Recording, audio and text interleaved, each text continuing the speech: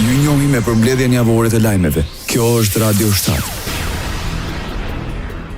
Presidentja e Komisionit Evropian Ursula von der Leyen vlerësoi rrugtimin e Shqipërisë drejt Bashkimit Evropian. Nga Tirana, ndër të tjera, ajo mbështeti ambicien e qeverisë shqiptare për mbylljen e grup kapitujve deri në vitin 2027. Von der Leyen vlerësoi dhe qasjen që ka patur Shqipëria drejt përfitimit të fondeve nga Unioni. Ajo është e mendimit se plani i rritjes ka potencialin që të dyfishojë ekonominë e vendeve të Ballkanit Perëndimor. Më vjen mirë të shoh kaq shumë prej jush këtu sot, të gatshëm për të përfituar mundësitë e biznesit që krijohen nga një integrim më i afërt. Për pak momente, do të nënshkruajmë 10 marrëveshje të rëndësishme biznesi. Nesër do të diskutoni 24 investime të tjera të mundshme dhe së bashku, ato mund të sjellin më shumë se 4 miliardë euro investime të reja në rajon. Kryeministri i Shqipërisë Edi Rama në takimin me presidenten e Komisionit Evropian Ursula von der Leyen në Tiranë theksoi se vendi po ecën me ritme të shpejta dhe rezultate pozitive në përmbushjen e detyrimeve që burojnë nga procesi negociator, ndërsa vlerësoi mbështetjen e Komisionit Evropian për reformat në Ballkanin Perëndimor. Sepse le ta themi troç, Europa nuk e ka luksin të varet nga ajo që nuk kontrollon dot ne në Ballkan. Nuk mund të kemi luksin të mbetemi ajo që jemi quajtur gjithmonë. Në rastin më të mirë, potencial. Ndaj le ta zëvendësojmë potencialin me qëllim le ta kthejmë të kënd të Europës në një korsi të shpejtë të transformimit të Europës. Takimi u zhvillua në kuadër të vizitës së presidentes von der Leyen në rajon, ku po diskutohet për hapat konkret që pritet të ndërmerren në kuadër të planit të rritjes ekonomike dhe integrimit të Ballkanit Perëndimor në Bashkimin Evropian. Kryeministri Edi Rama kërkon bashkëpunim për krijimin e një akseleratori të fuqishëm në mbështetje të ministres së inteligjencës artificiale të kabinetit Rama Diella. Në forumin e investimeve WB6 Bashkimi Evropian, aktivitetin Hekton Rajonal Inteligjencës Artificiale 2025 që ka bërë bashkë 161 pjesëmarrës nga gjithë Ballkani Perëndimor dhe diaspora, me synimin për të zhvilluar zgjidhje konkrete të bazuara në inteligjencën artificiale për sfida reale shoqërore. Natyrisht që ky akselerator do të bazohet tek ju, tek kapitali njerëzor që ne kemi brenda Akshit apo brenda agjencisë së ekselencës dhe me këtë sinergji do të mundohemi që çdo njërit nga institucioneve qendrore ti zgjerojmë trurin me inteligjencë artificiale. Organizimi në Tiranë një proteste në mbështetje të ish-krerëve të UÇK-s riktheu ndasit mes kryeministrit të Shqipërisë Edi Rama dhe kryeministrit të Kosovës Albin Kurti. Përmes faqes zyrtare të televizjes Vetëvendosje theksohet se ata që sot dalin kundër gjykatës speciale ishin lobuesit më të mëdhenj për themelimin e saj. Sipas partisë më të madhe në pushtet të drejtuar nga Albin Kurti, thuhet se kryeministri Edi Rama shkoi në Kosovë në një vizitë emergjente me helikopter për të bindur palët që të votonin pro themelimit të kësaj gjykate. Vetëvendosi kritikon qeverinë e Tiranës pasi institucionet e Shqipërisë si shtet antar i OKB-s, i Këshillit të Evropës, i OSBE-s, i NATO-s dhe shumë pranë Bashkimit Evropian kanë përgjegjësi dhe mundësi që këtë çështje ta ngrejnë në këto forume ndërkombëtare, aty ku flitet dhe vendoset për drejtësi e jo në sheshin Skënderbej në kryeqytetin e Shqipërisë. Vijon përplasje në distancë ndërmjet kryeministrit të Shqipërisë Edi Rama me lëvizjen vetëvendosje të drejtuar nga kryeministri i Kosovës Albin Kurti. Pas kritikave nga vetëvendosje për protestën në Tiranë të UÇK-s, Edi Rama shkruan se lëvizja vetëvendosje i ngatron marrëdhëniet institucionale të Kosovës me Shqipërinë në çorbën e balotazheve komunale, duke theksuar se nuk ka kurfar gare me ta. Unë kam denoncuar farsën ndaj Hashim Thachit e të tjerëve kurdo e kudo ku ka qenë rasti e nevoja, ndërsa lëvizja dihet se sa ka lëvizur në atë drejtim, shkruan Edi Rama. Kryeministri i Shqipërisë kujtoi lëvizjet e vetëvendosje se gjykata speciale u ngrit për trafikun e organeve dhe jo për të marrë peng presidentin e Republikës Kosovës. Në lidhje me protestën, Edi Rama tha se e mbështet me gjithë zemër e do t'i bashkojë si pjesëmarrës i thjesht, nëse nuk do të ishte i vetëdijshëm se çdo politizim me dashje ose jo i kësaj nisme do të dëmtonte qëllimin dhe popularitetin e saj. Në prag të protestës madhështore për UÇK-n e cila do të mbahet ditën e premte në Tiranë, është mbajtur një konferencë organizuar nga Shoqata Tirana. Në këtë konferencë morën pjesë drejtues shoqatash, pjesëtarë të shoqërisë civile dhe përfaqësues të organizatave nga Kosova. Hysni Gucati, krye organizatës së veteranëve të luftës së UÇK-s, kujtoi se protesta është mbarkombëtare. Ai akuzoi gjykatën e Hagës si politike dhe të njanshme. Protesta gjithkombëtare në Tiranë ka një arsye shumë të madhe pse kemi ftuar. Ne jemi një komb, një gjuhë, një kulturë dhe jemi me një flamore. Unë mendoj se gjeneza jonë e ushtrisë në Kosovës është mune Tiranë në vitin 90-ta. Dhe kjo është arsyeja pse ne kemi dashur të ftojmë protestë gjithkombëtare të jetë në Shqipëri. Pjesëmarrës ishte edhe kryetari i Invalidëve të Kosovës, Fadil Shurda, i cili bëri thirrje për pjesëmarrje masive.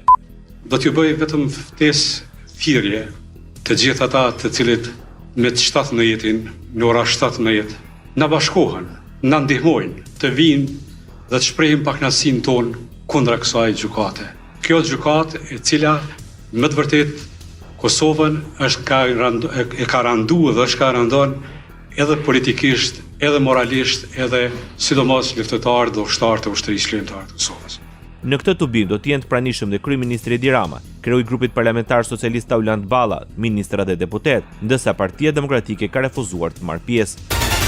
Marrëdhëniet Shqipëri-Kosovë u kthyen në shkak edhe për përplasje mes mazhorancës dhe opozitës në Kuvendin e Shqipërisë. Reagimi erdhi pasi Partia Socialiste rrëzoi kërkesën për mocion mbi genocidin serb në Kosovë. Balla ftoi opozitën të bëhet pjesë të protestës ose në të kundërt të organizojë vetë një tubim në mbështetje të ish-krerëve të UÇK-s. Vendimi juaj i Partisë Demokratike i bërë publik dje për të bojkotuar protestën e nesërme mbar kombëtare në mbështetje të UÇK-s dhe komandantëve të saj është thjesht konfirmimi i qëndrimeve dhe i veprimeve kundër interesit Kosovës. Me që thatë se nuk doni të jeni për krah nesh, për krah kryeministrit. Kryeministri nuk do të jetë nesër në protest. Hajdeni, pse nuk vini? Sigurisht me kushtin që e bëri, me kushtin që të mos e politizojmë. Balla listoi dhe një seri akuza është artikuluara ndër vite ndaj ish-kryeministrit Berisha për çështjen e Kosovës. Kryetari i Partisë Demokratike Sali Berisha akuzoi kryeministrin Edi Rama se është shërbëtor i presidentit të Serbisë Aleksandar Vučić. Ish-kryeministri akuzoi shumicën se nuk dënoi genocidin serb në Kosovë. A mund të një shqiptar të shkelmoj mbi këtë gjak? Po pse bëni këtë? Sepse kreu i juaj është jargati Aleksandar Vučići. Po pse bëni këtë? Sepse kreu i juaj është i shërbëtori Aleksandar Vučićit. Po dhe çfarë do etnie që ti përkisti banorë të Shqipërisë?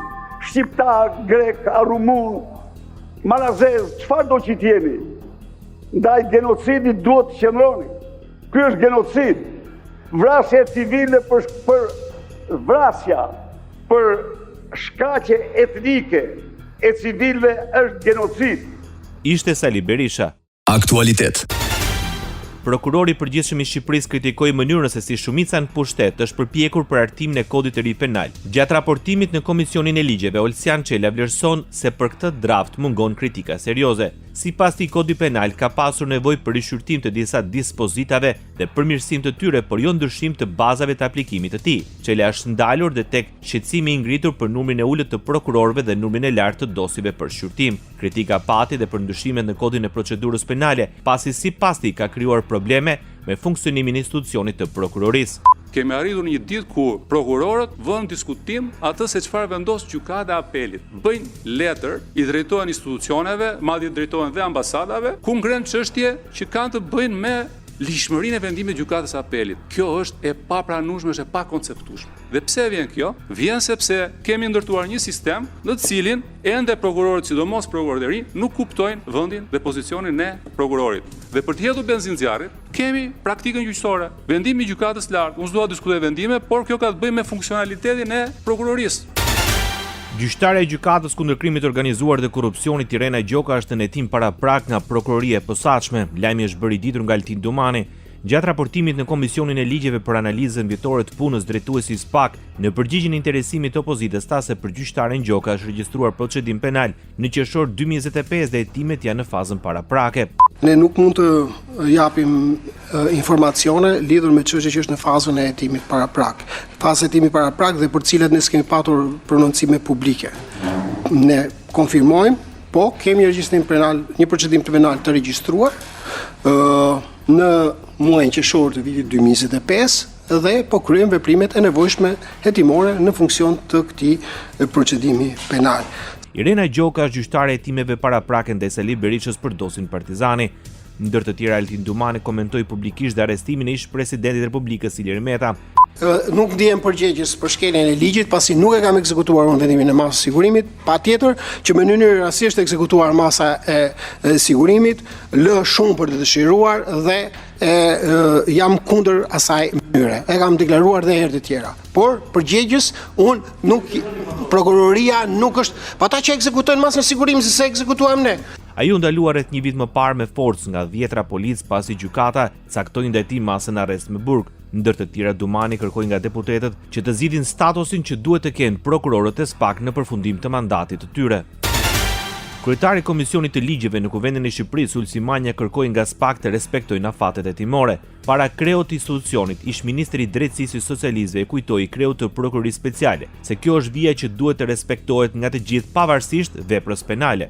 Zgjatjet pa justifikuar të hetimit nuk të jep gjykata, por gjithsesi ju do duhet të rrisni përpjekjet maksimale që edhe pse janë çështje shumë të komplikuara, që nganjëherë ndërthuren dhe me bashkëpunime me partnerët dhe kolegë këtu europian, por edhe përtej Europës, ju duhet të rrisni përpjekjet që të respektonin maksimum të drejtat dhe liritë e palëve në proces. U shpreh Ulsi Manja. Politik. Partia Demokratike depoziton zyrtarisht në Kuvendin e Shqipërisë kërkesën për shkarkimin e presidentit Bajram Begaj. Në një deklaratë nga Kuvendi, kryetari i grupit parlamentar të Partisë Demokratike Gazmend Bardhi akuzoi Begajn se jep tender miliona euro një kompani e sigurimesh e cila, që për emërimin e tij si president, ka punësuar fiktivisht të birin e tij. Bardhi tha se djali i tij jeton jashtë shtetit dhe është i punësuar jashtë, aty ku dhe kryen studime, ndërkohë që rezultoni punësuar edhe në kompaninë që fiton tender në presidencë. President që përzihet në tendera 30-40.000 euro për t'ia çu kompanisë ku merr po 30-40.000 euro për djalin e tij, apo president që paradite bën kreun e shtetit, mbasdite po. Krahasaj, Gazmend Bardhi akuzoi presidentin Bajram Begaj se është i punësuar dhe merr të ardhura nga një klinikë private mjekësore në një kohë që kryen funksionin e presidentit të Republikës. Presidenti jo, ndërkohë që është president, rezulton të jetë i punësuar dhe merr të ardhura nga një klinikë private mjekësore, pra ditën bën presidentin e Republikës, mbasdite paguhet nga rrjeti i klinikave private Axhi Badem, siç deklaron vetë të ardhura çdo vit. Partia Socialiste shpreh zyrtarisht kundër nismës opozitës për shkarkimin e presidentit Bajram Begaj. Kryetari i grupit parlamentar i shumicës në pushtet, Tauland Balla, vlerëson se presidenti nuk ka kryer asnjë shkelje dhe nuk do të shkarkohet. Presidenti i Republikës nuk ka kryer asnjë shkelje dhe nuk do shkarkohet. Shkarkimi i presidentit të Republikës sipas nenit 90 të Kushtetutës bëhet vetëm për shkelje të rënda të ligjit themelor, për kryerjen e një krimi të rënd. Propozimi për shkarkimin e presidentit bëhet nga të paktën 35 deputet dhe duhet miratuar në seancë plenare nga të paktën 94 ligjvënës, por shkarkimi eventual nga Kuvendi në të gjitha rastet i dërgohet gjykatës kushtetuese, e cila është ajo që vërteton fajsin dhe deklaron shkarkimin e presidentit nga detyra. Sport. Shqipëria bën detyrën dhe fiton në miqësorin e luajtur në Tiranë ndaj Jordanisë. Të parët shënuan miq në minutën e 27, kur në një goditje këndore, Al Rashadan shënoi me kokë për miqt. Pas vetëm 13 minutave Shqipëria barazoi me autogol. Një driblimin e Edin Bajramit bëri që mbrojtësi jordanistë të shënonte në portën e tij për rezultatin 1-1 të pjesës së parë. Çmë se kalon super kalimi Bajramit, Bajrami! E çojnë vetë rrjet për një super në Edin Bajrami. Minuta 40 para se të rezultat. Në minutën e 61 Broja mori vendin e Dakut. Pas vetëm 4 minutave në fush, ai përfitoi nga një pasim perfekt i Aslanit dhe shënoi golin e përmbysjes 2-1. Pas 10 minutash, Arber Hoxha nga 25 metrash golin e tretë dhe të parin për të me kombëtarët. Hoxha, ka lëvizur bukur Mitaj. Gjeti Hoxha! Wow, çfarë goli! Arber Hoxha! Më pas Broja asistoi për Bajramin që shënoi dhe golin e 4 dhe të qetësisë. Në fund Luan shkurtoi shifrat për miq në 4-2. Më 13 nëntor kuqezint udhëtojnë drejt Andorës, ndeshje e vlefshme për Kupën e Botës 2016, ndërsa 3 ditë më vonë presim në Tiranë Anglinë. Kosova shënon një fitore historike në stadiumin e Göteborgut duke mposhtur Suedin me rezultatin 0-1. Ndeshja është e vlefshme për kualifikimet e Kupës së Botës 2026. Goli fitores u realizua në minutën e 32 nga Fisnik Aslani pas një aksioni të shpejtë ku përfshin Muriqi dhe Hoxha. Në minutën e 32 nga Fisnik Aslani pas një aksioni të shpejtë ku përfshin Muriqi dhe Hoxha.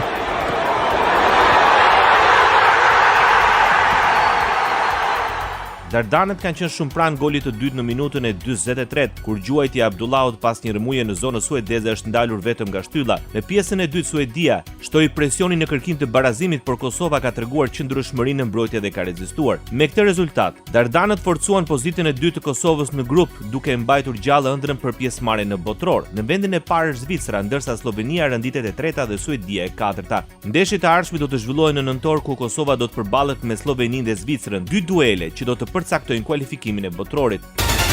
Festa e Kosovës me fitoren historike ndaj Suedis ka pasuar edhe me reagimin e politikës. Vjoz Osmani përshëndeti fitoren e përfaqësuesës së futbollit Kosovës ndaj Suedis. Përmes rrjeteve sociale, presidenti e Kosovës shkruan se rruga e Dardanëve drejt fitoreve vazhdon. Djemtë e Kosovës treguan zemër, karakter dhe lojë fantastike ndaj Suedis, duke na kujtuar se kur luaj me shpirt, asnjë sfidë nuk është e pamundur, shkruan kreu i shtetit në Kosovë. Kryeministri në detyrë Albin Kurti u bashkua urimeve për fitoren e përfaqësuesës së Kosovës në futboll. Në një postim në rrjetet sociale, Kurti e vlerësoi paraqitjen e skuadrës si të jashtëzakonshme dhe si një fitore që mban gjallë ëndrrën për pjesëmarrjen në botrorin e ardhshëm. Kosova jashtëzakonshme, lojë disiplinuar, fitore merituar dhe tjetër rezultat historik ndaj Suedis për të forcuar vendin e dytë në grup dhe për të mbajtur të gjallë e të prekshme ëndrrën për kualifikim në Kupën e Botës. Gëzuar fitoria për gëzime lojtarëve tanë e urimet e gjithëve, shkruan Albin Kurti. Kryeministri i Shqipërisë uron për fitoren e madhe të Kosovës ndaj Suedis. Përmes një postimi në rrjetet sociale, Edi Rama përshëndeti këtë arritje historike të Dardanëve duke e shoqëruar urimin me një mesazh simbolik dhe plot emocione. Mirëmëngjes dhe me flamurin gjigant që i priu mbrëm fitores historike të Kosovës në fushën e Suedis, ju uroj një ditë të mbarë. 2 krena, 2 fitore, një shqipe, Forca Kosovë, shkruan mes të tjerash Edi Rama, duke ndarë postimin me një video të tifozëve kosovar që valvisin flamurin kombëtar shqiptar në stadiumin e Göteborgut. Maqedonia e Veriut barazon 1-1 me Kazakistanin në kualifikimin për Kupën e Botës. Me shumë luhatje, me shumë gabime, sidomos në organizimin e sulmeve, Maqedonia dështoi të marrë 3 pikët në shkup kundër Kazakistanit. Në momentet kur Maqedonia kishte kontrollin e lojës, Kazakistani solli tronditje në shkup. Një gabim i Dimitrievski dhe reagimi i dobët i mbrojtjes dhe Karaman tronditi rrjetën e Maqedonisë. Më pas vjen goditja e Nisbardit, e cila me goditje të fortë nga 30 metra tundi rrjetën e Kazakistanit dhe barazoi shifrat të 1-1. Bëm gjithçka që mundëm, ishim të lodhur nga ndeshja me Belgjikën, krijuam shumë raste, por ishte sikur nuk ishim mjaftueshëm me fat, deklaroi pas takimit mesfushori Isnik Alimi. Në pjesën e parë, duhet të kishim qenë më agresiv dhe në të dytën luaj të mirë, por na mungonte vetëm pak për të marrë atë fitore. Futbolli është i tillë, ndonjëherë fiton, ndonjëherë humbet. Por ëndra jon nuk është shuar, ende kemi një mundësi për play-off dhe në nëntor shkojmë për një rezultat të favorshëm në Cardiff, tha mes të tjerash mesfushori Isnik Alimi. Ndoqet për mbledhjen javore të lajmeve. Kjo është Radio 7, zëri pozitiv i qytetit.